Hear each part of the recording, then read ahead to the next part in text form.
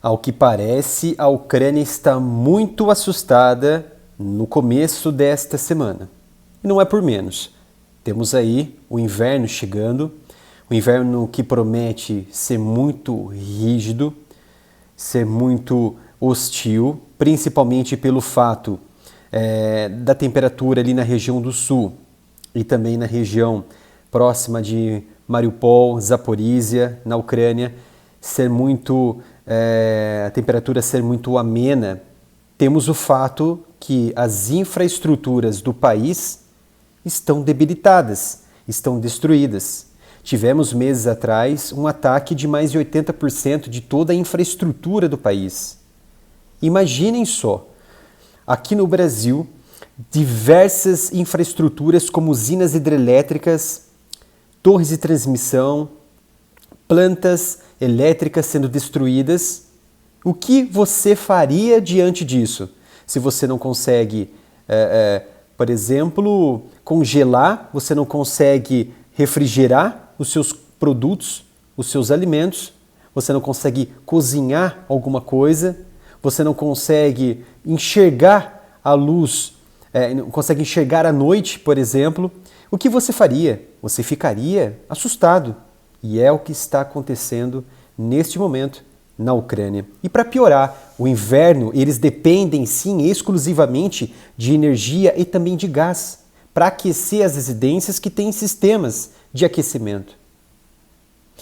E, segundo toda aquela conformação, o que estava de confiança de Kiev, que deu lugar, foi substituída essa confiança por medo, por pessoas mais assustadas, pelo governo mais assustado, não é porque somente o inverno está chegando, é porque, muito provavelmente, a Rússia iniciará uma série de novos ataques mais poderosos, muito mais maciço do que foi antes, em toda a Ucrânia.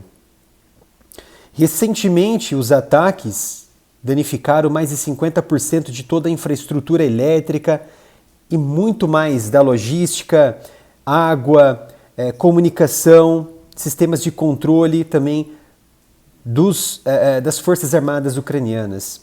E deixou mais de 10% de toda a população à deriva, sem condições de fazerem o mínimo. A população não consegue, por exemplo, congelar ou simplesmente aquecer sua residência à espera do inverno. O comando de Kiev, ele acredita que nos próximos dias, os dias que antecedem o início do inverno no país, na região euroasiática, que começa em 1º de dezembro e com previsão de término no papel até 28 de fevereiro do ano que vem, os ataques aéreos da Rússia vão aumentar maciçamente. E essa especulação ela foi ainda mais incisiva após o navio de guerra russo ancorar no Mar Negro. Vejam só, ancorar no Mar Negro, apontando em direção ao país, à Ucrânia, na região ali de Sebastopol. E não é qualquer navio, não. Se acredita que seja um navio carregando equipamentos Caliber, ou seja, mísseis Caliber, nesta região do mapa do Mar Negro que vocês observam aqui. E o míssil Caliber, ele tem a capacidade de atacar alvos além de 1.800 a 2.000 quilômetros de distância. Vejam só que somente a região de Sebastopol, no Mar Negro, até a região de Kiev, até ali a fronteira da Bielorrússia, tem apenas 800 quilômetros. O míssil Caliber tem capacidade, num raio aqui de até 1.800 quilômetros, atingir qualquer área, tanto da Europa, dos países da OTAN, quanto em qualquer local da Ucrânia. Vejam a gravidade que os mísseis que estão posicionados no Mar Negro podem causar e atingir qualquer área aqui do país. E é claro E é claro que, além disso, eles possuem a capacidade de carregar ogivas explosivas convencionais ou não convencionais nucleares de até 500 quilos. Segundo dados de cientistas que estudam o calibre, ele tem uma capacidade de carregar uma ogiva de até 200 quilotons, capaz de ser altamente destrutiva até 11 vezes mais que a bomba que caiu no Japão, que foi lançada pelos Estados Unidos. Estamos falando aqui de um sistema moderno, de um sistema que também já foi empregado na Síria pelos russos, principalmente no Mar Cáspio. Vejam só que vocês estão observando aqui um calibre muito tecnológico, que tem sim capacidade de se desvencilhar dos meios de defesa atualmente presentes na Ucrânia, como Iris-T, como HIMARS e como outros equipamentos que conseguem identificar, é claro, esse tipo de equipamento, mas se for uma saraivada de equipamentos, a chance vai diminuindo. E você tem aqui, por exemplo, uma operação que foi realizada contra a Síria. Inclusive, os próprios americanos na região do Golfo Pérsico também realizaram, mas a Rússia ela utilizou aqui na região do Mediterrâneo e do Mar Cáspio alguns equipamentos Calibre que atacaram alvos dentro da região da Síria contra rebeldes que são avessos ao regime de Assad. Vejam a gravidade do que estamos falando, de um sistema que já é empregado e reconhecido como efetivo por parte dos russos. E tem ainda a capacidade de atacar com ogivas nucleares. E por isso que Zelensky, ele alertou, e Zelensky está preocupado a partir desse momento com as infraestruturas críticas da Ucrânia. O inverno está chegando. E se o inverno está chegando, os planos, a estratégia nesse momento da Rússia e esses ataques que podem ocorrer dos russos, tem a intenção de levar ainda mais os ucranianos para a beira do abismo, diante de um inverno que está chegando, um inverno austero, abaixo até de 15 graus negativos.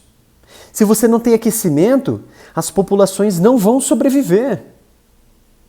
Se acredita que mais de 10 milhões de habitantes ucranianos já estão sem energia elétrica.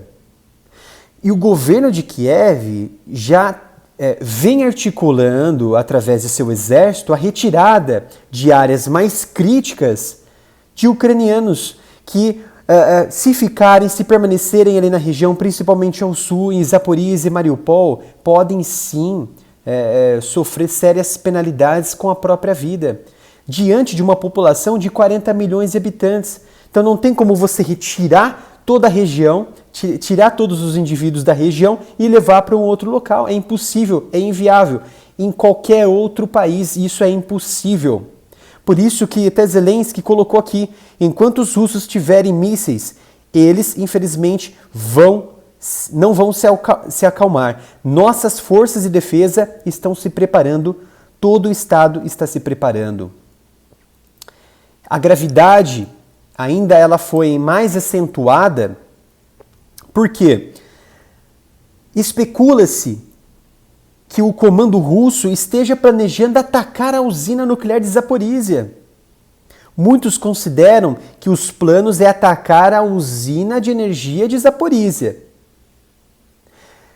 Os russos negaram. Entretanto, faz sentido isso. Faz sentido você atacar uma usina que está operando, que é de Zaporizhia, também aquela barragem de Kakhovka em Kherson, mas faz sentido você atacar em Zaporizhia para você desestabilizar toda essa região, que é o polo regional que sustenta Donetsk também. Porém, se os russos tiverem essa intenção real que Kiev vem acusando, a usina nuclear de Zaporizhia, ela vai superaquecer, os geradores não vão aguentar e ocorrerá uma catástrofe nuclear de natureza imensurável, porque estamos diante da maior usina da Europa. Certamente isso vai trazer muitos descontentamentos da comunidade e até mesmo uma intervenção mais direta contra a Rússia. Não tenho aqui como cogitar que tipo de intervenção que poderia ser feito. Mas isso traria a imagem de Putin e a imagem da Rússia já deteriorada para o cenário internacional, que poderia sim causar ainda mais turbulências. E a imagem ainda poderia, de um possível cessar-fogo no futuro, poderiam ser acusados de diversos crimes, mesmo impondo cessar-fogo. Você tem aqui a região de Zaporizhia alimentada pelo rio Dnipro e aqui a usina termoelétrica de Zaporizhia. Seria muito penoso, muito penoso. E, para finalizar, temos aqui a região de Donetsk, que também está debilitada, região de Svatov, a região de Kremínia, mais ao sul de Svatov, ainda segue em disputa por tropas da Ucrânia e por tropas da Rússia, principalmente por conta da estrada P-66, que é uma estrada de logística altamente estratégica por parte da Rússia e também por parte da Ucrânia na região de Luhansk e também que abastece a região de Donetsk. Então, aqui as tropas que saíram de Kherson estão concentradas nessa região e a batalha ela continua nessas áreas. E um ponto que eu gostaria de colocar aqui, vocês estão observando os sistemas Iris-T alemão que foram entregues para os ucranianos, que vêm utilizando contra os mísseis e os sistemas aéreos da Rússia. O porquê que eu trouxe isso aqui? Que os estoques desse equipamento estão sendo reduzidos ou já estão em defasagem neste momento por conta dos ataques anteriores, os bombardeios, ataques aéreos maciços da Rússia. Algumas autoridades já especulam que há falta de Iris-T em algumas regiões e que a Alemanha já está se prontificando a entregar antes mesmo que a situação piore para o lado dos ucranianos, que esperam um inverno, vamos dizer assim, ardente, vamos dizer assim, em que se você não tem estoque de mísseis antiaéreo para diminuir essa fatalidade de infraestruturas críticas destruídas por conta dos bombardeios russos, tudo tem a piorar. É a lei de Murphy. Se algo pode dar errado e tende a dar errado, vai dar errado. Os sistemas Iris-T da Alemanha, isso que a mídia não conta, já está em defasagem, já está em baixa ou já acabou.